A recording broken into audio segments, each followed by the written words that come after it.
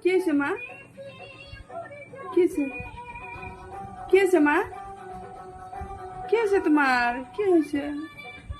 কি হয়েছে? মোৰ সোনু বাচ্চা, মোৰ মাম্মা কি হৈছে? গুড মৰ্ণিং সকলোকে। আৰু এফালে দেখিছেনে ছোৱালীকেইজনীয়ে আপেল কিতাপৰ বহীৰ ওপৰত দি আঁকিলে হেনো আপেল হৈ যায়।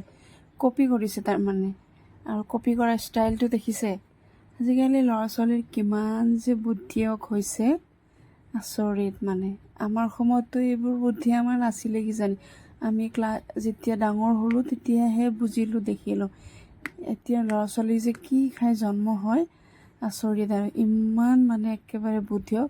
আৰু এইবাৰ এই আপেলটোৰে এতিয়া ছবি আঁকিব।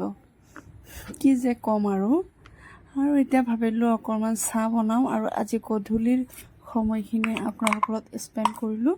ভিডিঅ'টো বনাইছোঁ ৰাতিপুৱাৰ পৰাই, কিন্তু গধূলিৰ চাহকাপৰ সৈতে আপোনালোকৰ লগত ভাবিলোঁ শ্বেয়াৰ কৰোঁ আজি। আৰু এফালে চাহকাপ বহাই দিলোঁ আৰু এফালে মোৰ সৰু ছোৱালীজনী আহিছে মোৰ লগত কাম কৰিবলৈ।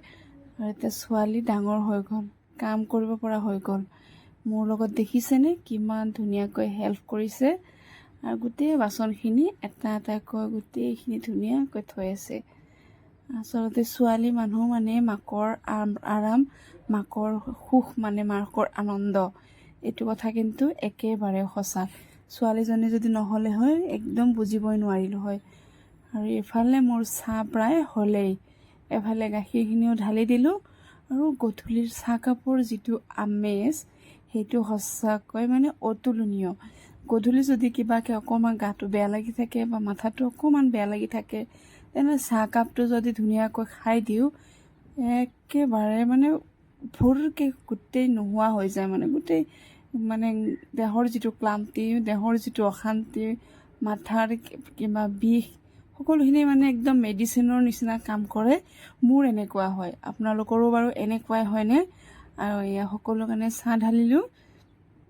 আমি চাৰিওজনে, ছোৱালীকেইজনীক চাহ খাব দিব নালাগে, তথাপিতো ইয়াতে নাথাকে, অকণমান খাবলৈ বিচাৰে মাজে মাজে। আজিলৈ বাই বাই।